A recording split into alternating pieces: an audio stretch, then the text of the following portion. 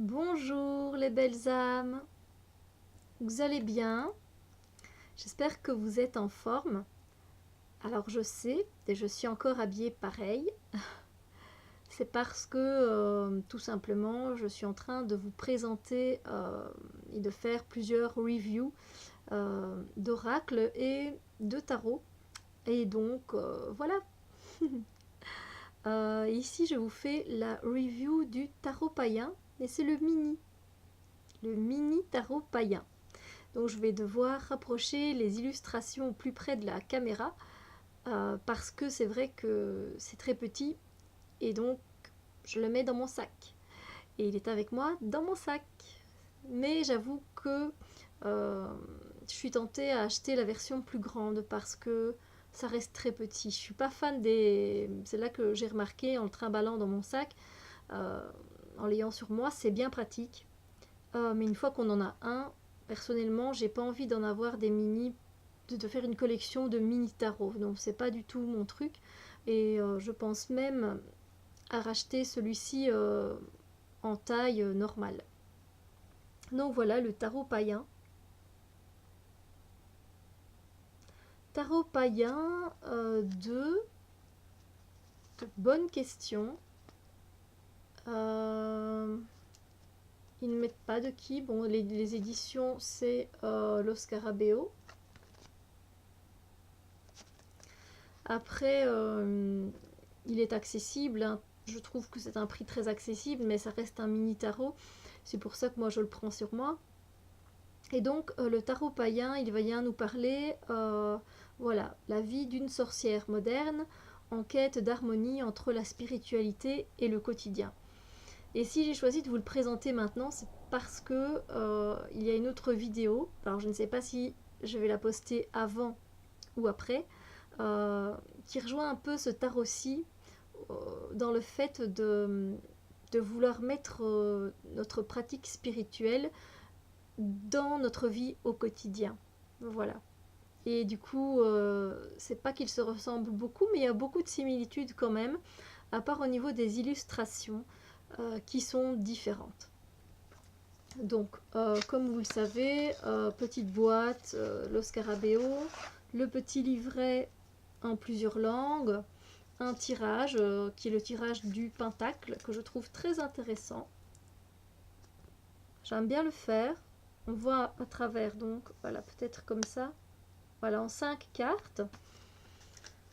Et les 5 cartes, c'est la première, ce que vous voyez, ce que vous ne voyez pas, ce que vous pouvez changer, ce que vous ne pouvez pas changer, ce à quoi vous pouvez vous attendre. Et donc, on a vraiment une mini introduction, comme je vous viens de vous le dire un peu. Si je la retrouve, voilà. Tarot païen, le néopaganisme et la Wicca sont des courants spirituels en expansion constante dans le monde.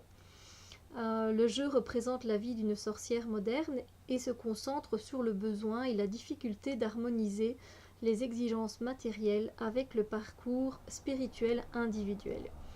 Donc, présentation des arcanes majeurs par rapport au jeu, toujours, hein, c'est jamais la même signification d'un jeu à l'autre avec Los Scarabeo.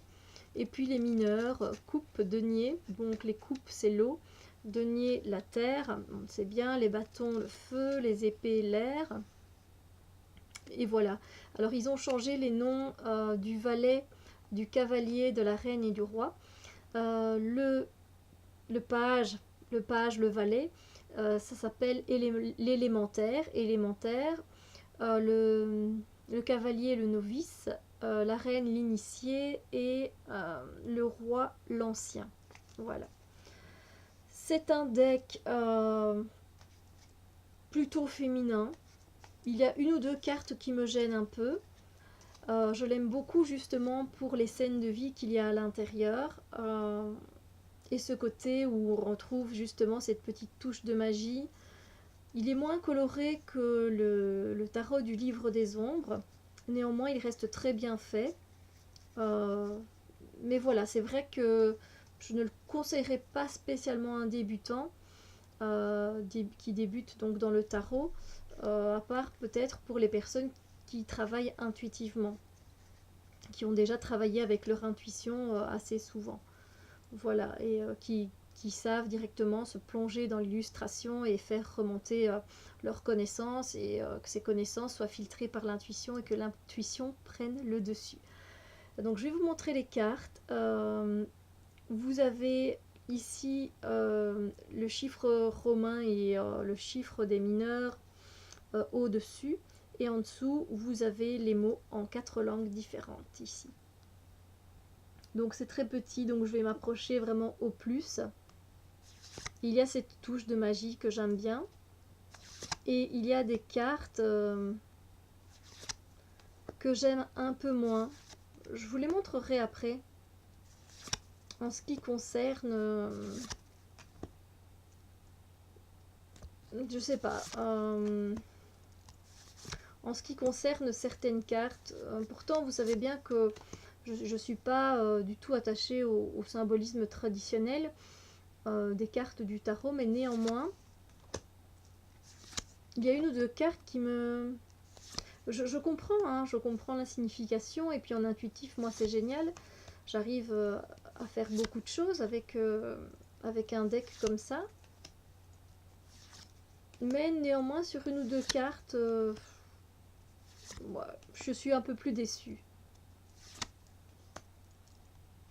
N'hésitez pas à faire pause pour voir de plus près, et surtout de voir moins vite les cartes, hein, de faire ça à votre aise. De regarder si les illustrations vous plaisent. Mais j'avoue que c'est pratique quand on l'a dans son sac, hein. Ça... Et ben voilà, moi j'aime vraiment bien ce côté justement où on peut... Enfin, j'aime ce côté où le spirituel est mélangé avec la vie du quotidien. Et du coup, on a des scènes de vie. Mais ça me plaît bien. Comme dans le tarot du livre des ombres.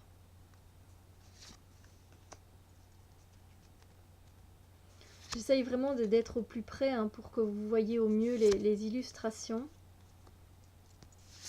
Il glisse très bien. Voilà.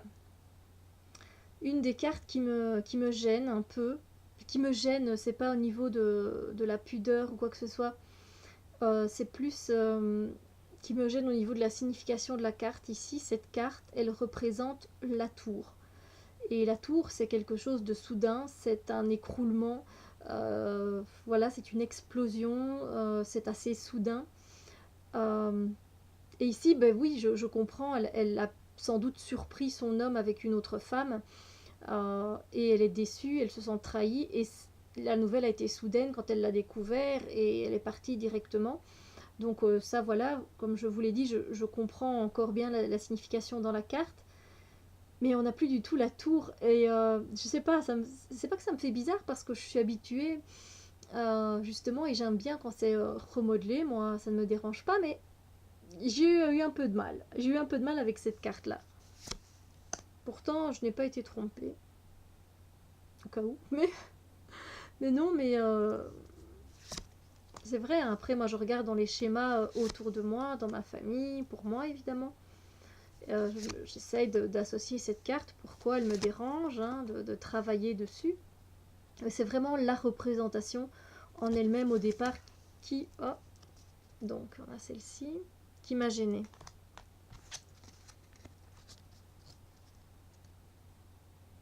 Et puis après, ben oui, c'est tombé sous le sens, mais...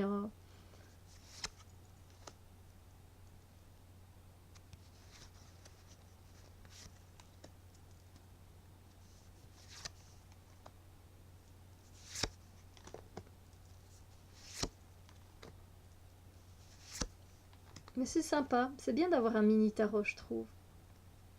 Pour mettre dans son sac, voilà, on sait jamais, il y a une amie qui demande un tirage, tu sais me faire les cartes, tu sais un peu voir qu'est-ce qui se passe. avec plaisir. J'ai mon mini tarot sous la main.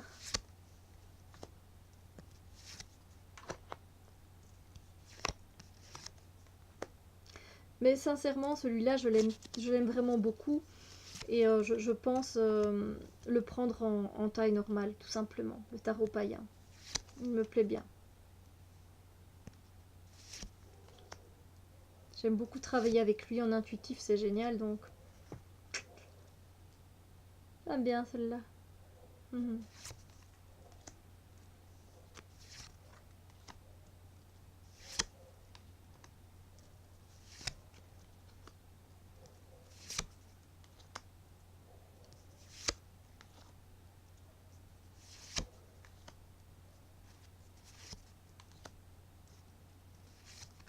Et j'aime beaucoup de cartes dedans, donc c'est difficile de vous dire... Ah ben voilà, ça c'est les cartes... Ah non, il y en a encore une ici. C'est difficile de vous montrer les cartes que je préfère parce que j'en aime quand même beaucoup, en fait, tout simplement. Donc voilà, je vous ai montré la tour qui m'a au départ, il y a déjà un bon bout de temps de ça, qui m'a déstabilisée de par son illustration et pas de par son illustration par rapport à la tour originale dans le tarot de Marseille. C'est plus ça ou dans le tarot Rider-Waite, quoi. Pour le reste, j'avoue, voilà. Donc j'espère que cette review vous a bien plu, que ça vous donne envie d'avoir un mini tarot dans votre sac. Sur ce, je vous embrasse très fort. À bientôt!